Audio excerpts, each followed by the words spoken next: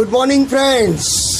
Standard 12th, subject English, unit number 4, and now we are doing comprehension, vocabulary and function. જે પ્રશ્નો પરીક્ષા માટે મહત્ત્વના છે તેની જ આપણે ચર્ચા કરીશું અને એ જ આપણે અહીંયા ડિસ્કશન કરવામાં આવશે. જેમ કે 2.1 સી 2.1 સી એટલે કોમ્પ્રિહેન્શનનો પોઈન્ટ છે. તો a dark river flows from a dark cave. એક અંધકારમય ગુફામાં એક અંધકારયુક્ત નદી વહી રહી છે. It banks are stony.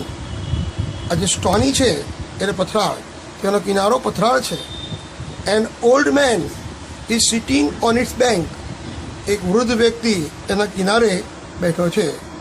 He is weaving a yarn of rainbow. તે રેઇનબોના તાણને, રેઇનબો એટલે મેઘધનુષ્યના તારને એટલે દોરાને તે ગૂંથી રહ્યો છે. He is humming. હમિંગ એટલે ગીત ગાવું.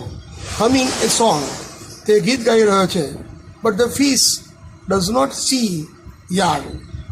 માછલી ના તો એનો મેઘધનુષ્યને ગૂંથવાનું જોવે છે, ઓર મેન એ વ્યક્તિને પણ જોતી નથી અને મેઘધનુષ્યને વણવાનું પણ જોતી નથી. It doesn't hear the old man's everlasting song. અને એ વૃદ્ધ વ્યક્તિનો જે ચિરસ્મરણીય ગીત છે એ પણ સાંભળતી નથી. She is blind and deaf. તેણી બહેરી અને અંધ છે. હવે 2.2 સી 2.2માં જુઓ. કેવ, ગુફા કેવી છે? It is a dark, a river flows in it. એ અંધકારમય છે અને તેમાંથી નદી વહે છે. River it flows in the dark cave. તે ડાર્ક કેવમાં, ગુફામાં વહે છે. Its bank are stony. તેના કિનારો પથરાળ છે. બેંક એટલે કિનારો. The bank of the river, the bank of the dark river is stony. નદીનો ડાર્ક એટલે કે અંધકારમય નદી જે છે એનો કિનારો પથરાળ છે. A very old man is sitting on it. અને તે કિનારા ઉપર એક વૃદ્ધ વ્યક્તિ બેઠો છે. Man, the man is very old, even older than the sun. મનુષ્ય એ ખૂબ જ વયોવૃદ્ધ છે, જાણે કે સૂર્ય કરતાં પણ વધારે ગરડો હોય. He is sitting on the stony bank of the dark river. એ પથરાળ નદીના કિનારે બેઠો છે. Fish, the fish is blind and deaf. માછલી અંધ અને બહેરી છે. It swims in the stream. તે પ્રવાહમાં તરે છે. It doesn't see yarn or man. તે મેઘધનુષ્યનો તાતરો પણ જોતી નથી કે મનુષ્યને પણ જોતી નથી. It doesn't be hear the man's everlasting song. તે ચિરસ્મરણીય મનુષ્યનું ગીત પણ સાંભળતી નથી. Song, the song sung by the old man is everlasting. જે ગીતો મનુષ્ય ગાઈ રહ્યો છે એ કેવા છે? ચિરસ્મરણીય, અવિસ્મરણીય છે. 2.5માં એ અને બીને જોડવાના છે. તો પહેલાં કેવ. કેવ તો કેવી છે? ડાર્ક. કેવ તો ડાર્ક. રેઇનબો તો બ્યુટી, સુંદરતા. ફિશ તો ફિશ નંબર 3.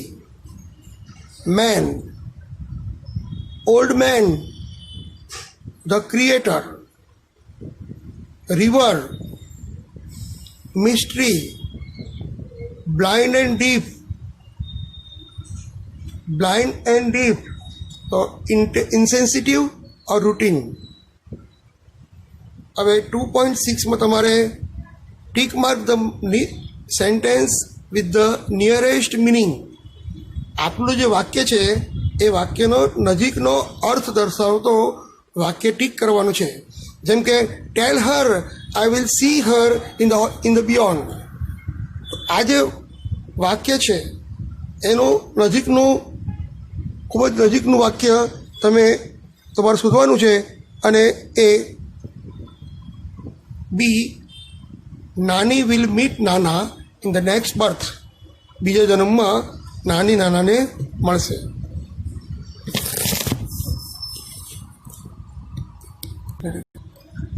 મિત્રો નંબર 2 જુઓ. The shift was gradual.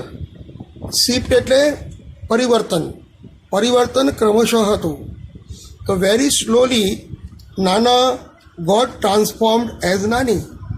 ધીમે ધીમે નાના એ નાનીમાં પરિવર્તન પામી રહ્યા હતા. ત્રીજું, in fact there is a more of her and less of him. તો Nana was mostly overpowered by the personality of Nani. Nana એ વધુ પડતું નાનીની વ્યક્તિત્વથી ખૂબ જ અભિભૂત હતા. Number 4, let him live his life anyway he wants to. એમને જે ગમે છે એ પ્રમાણે જીવન જીવવા દો. The family should not worry if Nana wants to behave as Nani. ફેમિલીએ ચિંતા ન કરવી જોઈએ જો નાની તરીકે વર્તન કરે તો. હવે આપણે વોકેબ્યુલરી લઈશું. વોકેબ્યુલરી એ આપણા માટે બહુ મહત્ત્વનો પોઈન્ટ છે, પરીક્ષામાં પૂછાય છે. ચલો પહેલાં લિસ્ટ એ અને list B. We hired the trucks to shift our household belongings. તો અહીંયા શિફ્ટ જે છે, બરાબર, શિફ્ટ એટલે કાર્ટ અવે. તો અહીંયા નંબર 1 ની જોડે તમારે શિફ્ટની જગ્યાએ શું મૂકવાનું છે? Cart away. પછી the basketball player was removed from the game when he did not give attention. તો ગીવ એટેન્શન તો આવશે પે હીડ ટુ. બાસ્કેટબોલ પ્લેયરને રમતમાંથી દૂર કરવામાં આવ્યો કારણ કે તે રેફરીની વોર્નિંગને માન આપતો ન હતો. The manager was injured when he try to gate in to fight between 2 customers. તો ગેટ ઇન ટુ ધ ઇન્ટરવેન એટલે મેનેજર ઘાયલ થયા જ્યારે તે 2 ગ્રાહકોના ઝઘડામાં પડ્યા. તો ગેટ ઇન ટુ એટલે intervene. She rolled on the couch and fell asleep. Rolled on આવશે કર્લ્ડ અપ. તે પથારી પર પડી અને સૂઈ ગઈ. Doyle smiled at him and made a witty remark. Made a witty remark એટલે ક્વિપ્ડ. શું આવશે? Quipped. I was shocked at his rudeness. Shocked. Number 6, taken aback. So I was taken aback at his rudeness. The train sped એટલે ગતિ વધારવી. Whoosh out. The trains whoosh out to the station with seldom fast movement. હવે V2માં મિત્રો તમારે શું કરવાનું છે? બ્રેકેટમાં 2 શબ્દો આપ્યા છે. તમારે 2માંથી યોગ્ય શબ્દ તમારે પસંદ કરી અને ખાલી જગ્યા પૂરવાની છે. તો did the policeman reprimand the old man? શું પોલીસે વૃદ્ધ વ્યક્તિને ઠપકો આપ્યો? Tom was thrashed by his master for telling a lie. તો ટોમને એના માલિકે જૂઠું બોલવા બદલ માર્યો. Her grandfather's ashes were immersed. અહીંયા ઇમર્સ્ડ એટલે એના દાદાના અસ્થિના ફૂલ એ નદીમાં પધરાવ્યા, ગંગા નદીમાં પધરાવ્યા. They are only concern with their own petty interest. The little princess grumbled to her maid.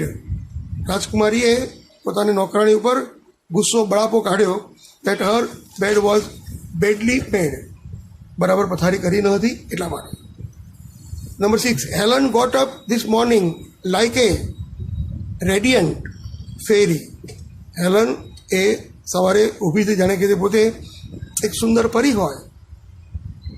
Number 7, Jackson's expression morphed from irritated to amused. જેક્સનનું જે હાવભાવ હતો એ પહેલાં ચીડાઈ ગયા હતા પણ પછી તે આશ્ચર્યમુગ્ધ બની ગયા. તો આ રીતે V2 આપણે જોયું. હવે V3 જોઈશું. મિત્રો, join the words with a phrase. Write the numbers in a bracket. Quibbling. તો ક્વિબલિંગનો અર્થ નંબર 4. અહીંયા તમને જે વર્ડ્સ આપ્યું છે એનો અર્થ તમે બતાવતું તમારે લેવાનું છે. એટલે ક્વિબલિંગ એટલે argue or complain about small unimportant things.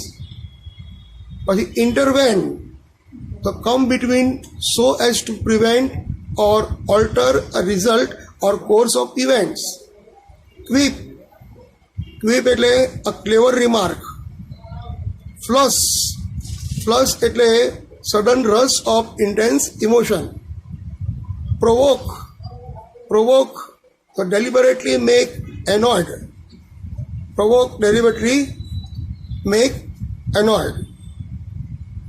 બાયર એટલે નનામી. નંબર 6, તો a movable frame on which a corpse is placed before burial or cremation.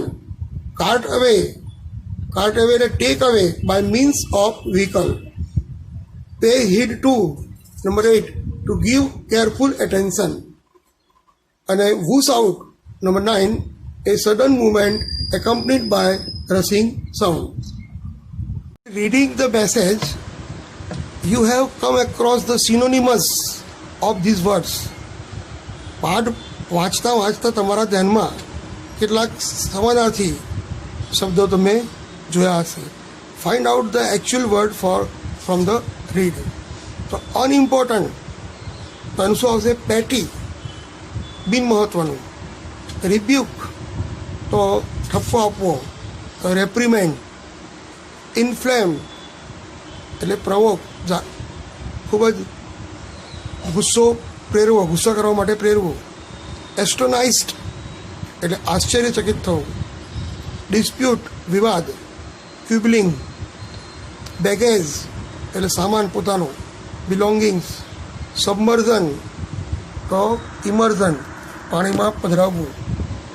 Gamble એટલે સ્ટેક એટલે દાવ પર લગાડવું. રેડન એટલે ફ્લશ લાલ અને સોફ્ટ થઈ જવું. V5, read the sentence. વાક્ય વાંચો and tick mark the option that best conveys its meaning more appropriately. તો આપણને જે વાક્ય આપ્યું છે એ વાક્યનો અર્થ બતાવતું કયો પોઈન્ટ્સ મહત્વનો છે, સમાનાર્થી છે, એ તમારે શોધવાનું છે. He would arrogantly parade into the house with his new wife. તો એના માટે ગુલજારના પિતા પોતાની નવી પત્ની સાથે ઘરની અંદર પરેડ એટલે એક પ્રકારની લટારો મારતા. તો અહીંયા when marching with his newly wedded wife into the house he looked proud. પોતે ગર્વ અનુભવતા પોતાની નવી પત્ની જોડે તે ઘરમાં આંટા મારતા ત્યારે ગર્વ મહેસૂસ કરતા. બીજું જુઓ, he would keep quibbling with her all the time. તે હંમેશા તેમની જોડે વાદ વિવાદ કરતા. તો he kept on objecting over petty issues all the time. એ સમાનાર્થી બતાવે છે. Number 3, Nani would whoosh out a few words together from her toothless mouth. તો નાની would utter a few words. નાની કેટલાક શબ્દો બોલતી with a hissing sound from her toothless mouth. એનું જે દાંત વગરનું જે મોઢું હતું એમાંથી તે અવાજ કાઢીને બોલતા એ વખતે એ ઉચ્ચારણ કરતા. Number 4, I do not want my grandchildren to be thrashed by their stepmother. I do not want my grandchildren to be thrashed by their stepmother. નાની કહે છે કે હું મારા પૌત્રોને એની સાવકી મા દ્વારા માર ખાવા માટે અહીં રાખવાની નથી. તો I do not wish my grandchildren to be beaten by their stepmother. Number 5, at times a petty quarrel would push them into long silence. અને ઘણીવાર બિનજરૂરી નાનકડો ઝઘડો પણ એ બંને જણા આબોલા બંને એકબીજા જોડે બોલવાનું બંધ કરતા. તો અહીંયા આપણે જવાબ છે એ, ઇટ ઇઝ બેડ. એક ખૂબ અયોગ્ય હતું. that small fights harm communications. નાના ઝઘડા હતા એના કારણે એ લોકોની વાતચીત બંધ થઈ જતી. નંબર 5, અંડરલાઇન ધ V6 જોઈએ છે. Underline the proper word from the bracket and mark its proper place by the sign.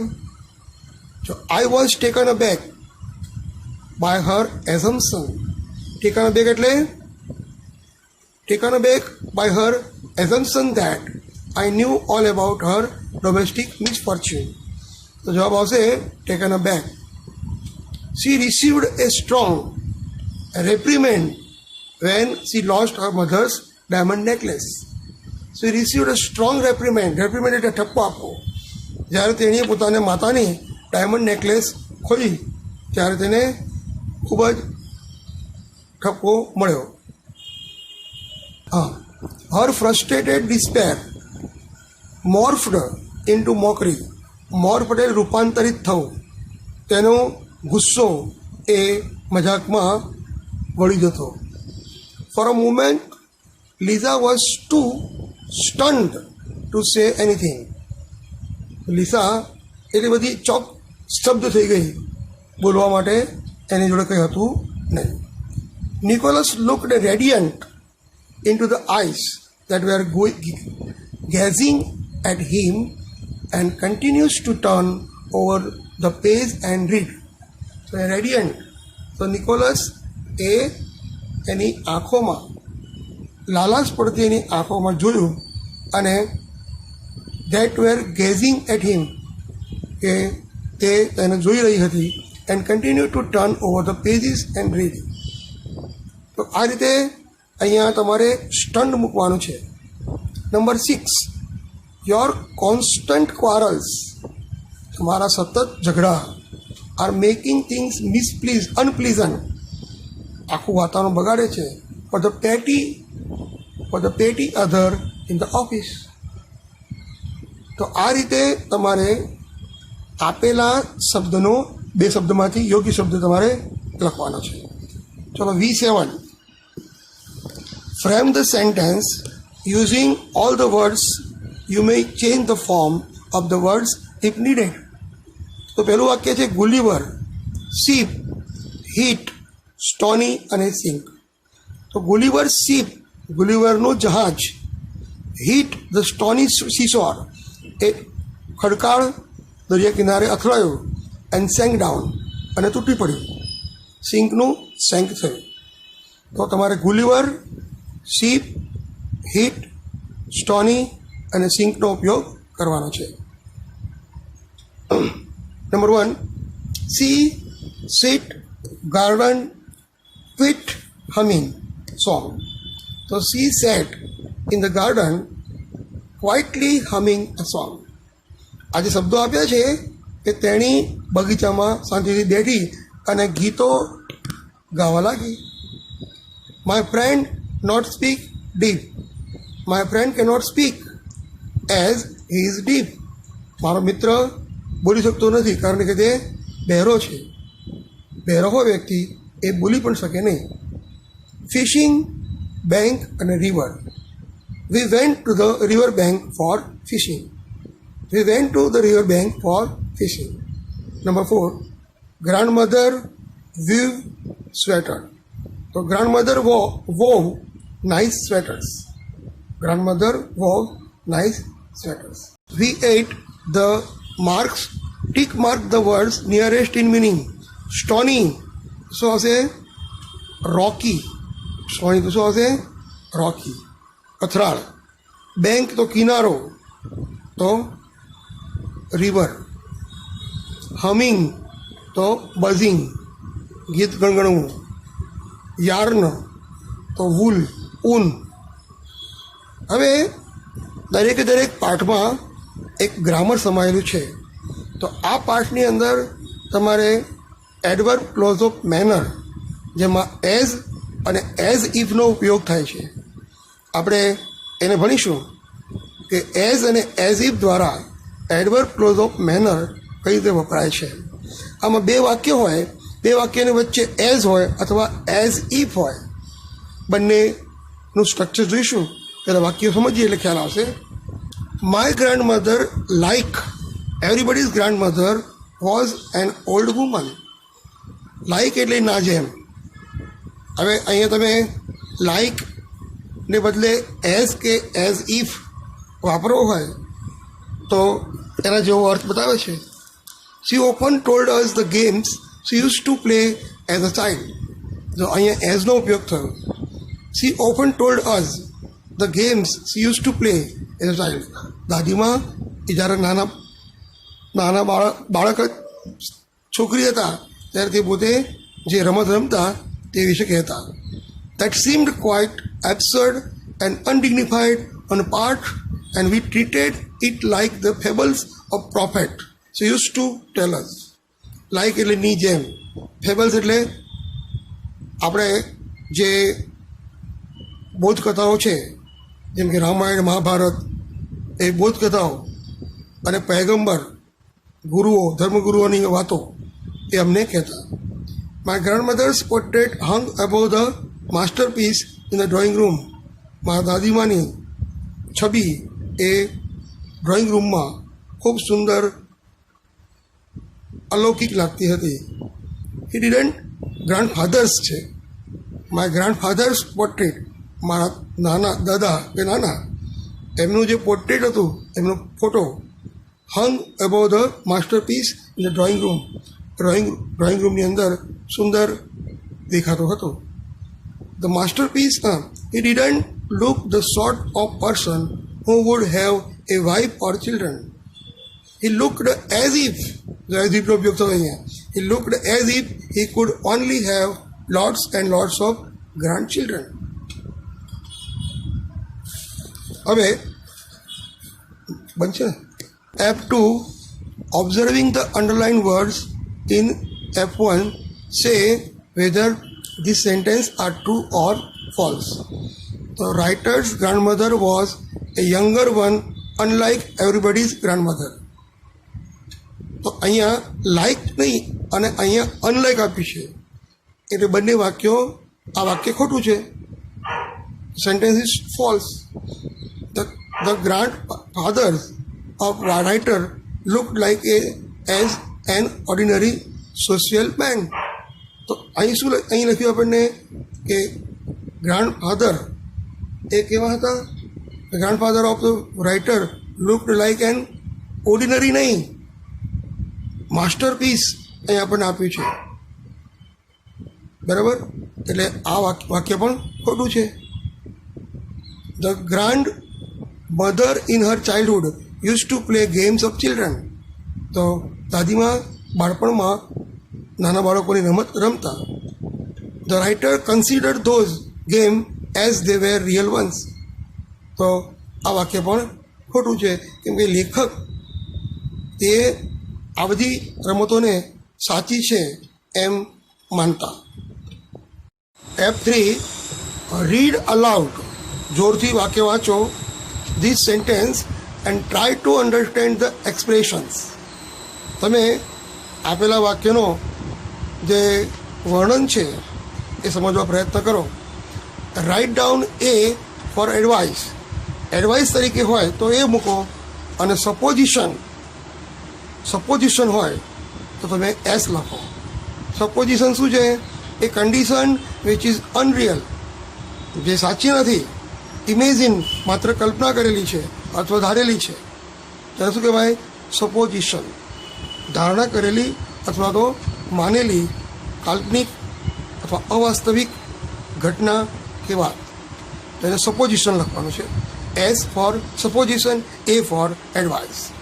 તો ઇફ આઈ વેર યુ, જો હું તમારી જગ્યાએ હોત તો આઈ વુડ સ્ટડી મોર, તો હું વધારે અભ્યાસ કરત. તો આ છે advice. I wouldn't do that if I were you. I wouldn't do that if I were you. તો અહીંયા એડવાઇસનો જ અર્થ છે કે જો હું તમારી જગ્યાએ હોત તો હું એવું કરત નહીં. ત્રીજું, ઇફ હી વેર ટોલર, જો એ ઊંચા હોત, he could B selected in a team, તો તે ટીમમાં પસંદગી પામ્યા હોત. અહીંયા સપોઝિશન છે. એવું વાક્ય અથવા એવી ઘટના, એવી ક્રિયા કે જે અકાલ્પનિક છે, ધારેલી છે અને ધારણા કરેલી છે. તો અહીંયા S. If I wear not a ડેબ્ટ, if I wear not in ડેબ્ટ, જો હું દેવામાં ન હોત તો I would quit my job, તો હું મારી નોકરી છોડી દે. તો આ છે સપોઝિશન. તો ઇફ આઈ વેર સિક, જો હું માદો હોત, આઈ વુડન્ટ બી હિયર, તો હું અહીંયા ન હોત. તો એ ધારણા કરી છે એટલે સપોઝિશન છે. હવે F4 મિત્રો, F4ની અંદર આપણને વાક્ય આપ્યું છે, 2 શબ્દો આપ્યા છે. બંનેમાં તમારે લાઈક, એઝ ઇફ અને એઝનો પ્રયોગ કરવાનો છે. જેમ કે પહેલું વાક્ય છે વોક અને સોલ્જર. વોક અને soldier. Paresh is walking like a soldier. એ લાઇક એટલે ના જેમ. પરેશ એ સૈનિકની જેમ ચાલે છે. Paresh walks as if he were a soldier. Paresh ચાલે છે જાણે કે તે પોતે સૈનિક હોય. તો અહીંયા એઝ ઇફનો ઉપયોગ થાય ત્યારે ગમે તે કરતા હોય તમારે વેર મૂકવાનું છે, યાદ રાખવાનું. એઝ ઇફથી વાક્ય જે જોડાય તો એઝ ઇફ પછીનો ગમે તે કરતા હોય, ગમે તે કાળ હોય, પણ આપણે વેર જ મૂકવાનું, WERE. Paresh is walking as a soldier walks. Paresh જાણે કે સૈનિક ચાલતો હોય એમ ચાલે છે. હવે અહીંયા જુઓ, તમને ઈટ અને Bhim. Kushal is eating like Bhim. અહીંયા કુશલ એ ભીમની જેમ ખાય છે. તો Kaushal is eating as if he were Bhim. જો અહીંયા એઝ ઇફ મૂક્યું તો આપણે કરતા ગમે તે હોય વેર મૂકવાનું છે. Kushal is eating as Bhim does. અહીંયા એઝ મૂકીએ તો અહીંનું ક્રિયાપદ છે ની જેમ. કૌશલ એ ભીમની જેમ ખાય છે. હવે ત્રીજું જુઓ, એન્ટર અને શિવાજી. તો વિનય એન્ટર્ડ લાઇક શિવાજી. અહીં લાઇક મૂક્યું ની જેમ. વિનય શિવાજીની જેમ પ્રવેશ્યો. વિનય એન્ટર્ડ એઝ ઇફ હી વેર શિવાજી. તો એ એઝ ઇફ વાપરીએ ત્યારે કરતાં પછી શું મૂક્યું આપણે? વેર મૂક્યું. વિનય એન્ટર્ડ એઝ શિવાજી ડીડ. વિનય જેમ શિવાજી કરે એમ તે પ્રવેશ્યો. Dance Michael Jackson. તો Sanyam dances like Michael Jackson. તો સંયમ એ માઇકલ જેક્સનની જેમ ડાન્સ કરે છે. અને લાઇકનો ઉપયોગ કર્યો. હવે એઝ ઇફ વાપરીએ તો Sanyam dances as if he were Michael Jackson. Sanyam એવી રીતે ડાન્સ કરે છે જાણે કે તે પોતે માઇકલ જેક્સન હોય. સંયમ dances as Michael Jackson did. સંયમ માઇકલ જેક્સનની જેમ ડાન્સ કરે છે. એક્ટ અને અમિતાભ બચ્ચન. એક્ટ અને અમિતાભ બચ્ચન. તો અર્જુન એક્ટ્સ લાઇક અમિતાભ બચ્ચન. અર્જુન અમિતાભ બચ્ચનની જેમ અભિનય કરે છે. Arjun acts as if he were Amitabh Bachchan. જો એઝ ઇફ વાપરીએ તો કરતાં પછી વેર મૂકવાનું છે. તો Arjun acts as if he were Amitabh Bachchan. પછી Arjun acts as Amitabh Bachchan does. જો ભૂતકાળની ક્રિયા હોય તો ડીડ મૂકવાનું છે, પણ અહીંયા અત્યારે અમિતાભ વર્તમાનમાં છે તો આપણે એમ કહેવું હોય કે Arjun acts as Mahmood did. તો જે ડીડ મૂકવું પડે, કેમ કે ભૂતકાળની ક્રિયા થઈ ગઈ. સ્પીક પોલિટિકલ લીડર, તો Jethalal speaks like a political leader. Jethalal speaks as if he were political leader. અને એ જ વાક્યમાં Jethalal speaks as a political leader does. હવે F5 તમારે join the sentence using expression as if or like. તમારે વાક્ય જોડવાનું છે. પહેલું વાક્ય, the rabbit sat still, it is not toy.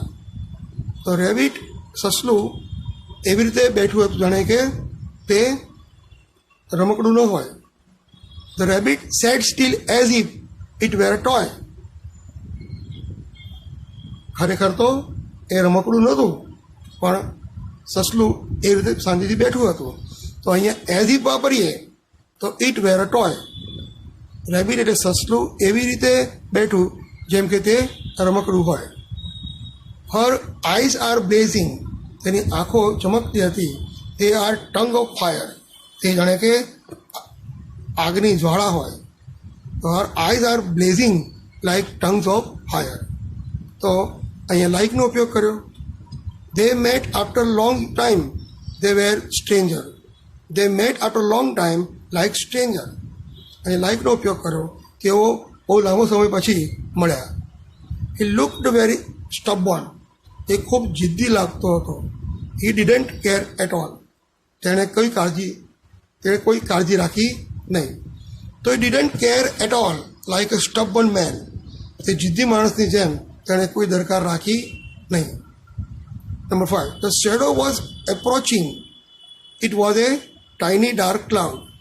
The shadow એટલે પડછાયો, was approaching, the shadow was approaching like a tiny dark cloud. તો લાઇક એટલે ની જેમ. નાના વુડ કીપ ક્વિબલિંગ વિથ નાની. They were to people who had just married in the first flush of love. તો નાના વુડ કીપ ક્વિબલિંગ વિથ નાની, નાના નાની જોડે એવી રીતે વાદ વિવાદ કરતા as if they had just married in the first flush of love, જાણે કે તેઓએ નવા નવા લગ્ન કર્યા હોય. એ રીતે નાની નાની બાબત ઉપર બંને ઝઘડતા. નાના became all the more irritable now he had lost a wager. તો નાના became at all the more irritable now as if he had lost a wager. તો મિત્રો આપણે જે ભણ્યા એની અંદર adverb clause of supposition, adverb clause of manner. તો મેનર આવે ત્યારે એઝનો ઉપયોગ થાય, પણ એડવર્બ ક્લોઝ ઓફ સપોઝિશન આવે તો એઝ ઇફનો ઉપયોગ થાય. Match A with B and make meaningful sentence. Number 1, if I were a millionaire, millionaire, જો હું મિલિયનેર હોત તો D I would give a lot of charity, તો હું ખૂબ ખૂબ દાન કરત. Number 2, I would have traveled all seas. E, if I were dolphin, જો હું ડોલ્ફિન હોત તો હું સમુદ્રમાં ખૂબ જ દૂર દૂર સુધી જાત. I would have become a Bollywood hero if I were very handsome. જો હું દેખાવડો હોત તો હું બોલિવૂડનો હીરો બન્યો હોત. I would fly across the Himalayas. હું હિમાલયની પેલે પાર ઉડત. If I were an eagle, જો હું ઈગલ હોત, ઈગલ એટલે સમડી હોત. If I were president, જો હું પ્રેસિડેન્ટ હોત તો I would reduce the tax, તો હું tax ઘટાડત. I would catch the clouds. See, if I were kite, જો હું પતંગ હોત તો હું વાદળને પણ પકડત. મિત્રો હવે F7માં A, B અને C તમારે વાક્ય બનાવવાના છે. તો એમાં એમાંથી એક શબ્દ લેવાનો, બીમાંથી એક શબ્દ લેવાનો અને સીમાંથી અને વાક્ય બનાવવાનું છે. જેમ કે Richa is singing as Sunidhi Chauhan sings. Richa singing Sunidhi Chauhan. તો અહીંનો ઉપયોગ કર્યો આપણે, એઝનો ઉપયોગ કર્યો. પછી ટાર્ઝન, પછી Tarzan road as a lion rods. Tarzan road, Tarzan એમાંથી, રોડ બીમાંથી અને લાયન એ સીમાંથી. ટાર્ઝન એવી રીતે ગરજ્યો જાણે કે સિંહ હોય, સિંહ ગરજે. ત્રીજું, દે ક્લાઇમ્ડ ધ માઉન્ટેન, તેઓએ પર્વત ચડ્યા, લાઈક રિયલ માઉન્ટેનિયર, સાચા પર્વતારોહક હોય એમ તેઓ પર્વત ચડ્યા. તો આમાં જે એમાં આવશે અને બીમાં ક્લાઇમ્ડ અને સીમાં માઉન્ટેનિયર્સ. આઈસ એમાં ટ્વિંકલ, બીમાં એઝ સ્ટાર ટ્વિંકલ, આંખો એવી રીતે ચમકતી હતી જાણે કે તારા ચમકતા હોય. Usain bolt runs like lightning, તો ઉસેન બોલ્ટ એમાંથી, રન્સ બીમાંથી અને લાઇટનિંગ એટલે વીજળી. ઉસેન બોલ્ટ એવી રીતે દોડે છે જાણે કે કોઈ વીજળી દોડતી હોય. મિત્રો, આ યુનિટની અંદર તમને જે વોકેબ્યુલરી, કોમ્પ્રિહેન્શન અને ફંક્શન જે ભણ્યા એ બહુ મહત્ત્વનું છે અને એ તમારે નોટમાં લખી પ્રેક્ટિસ કરવી પડે. ઓકે, તો હવે નેક્સ્ટ લેક્ચરમાં મળીશું. C you again in the next lecture. Bye bye.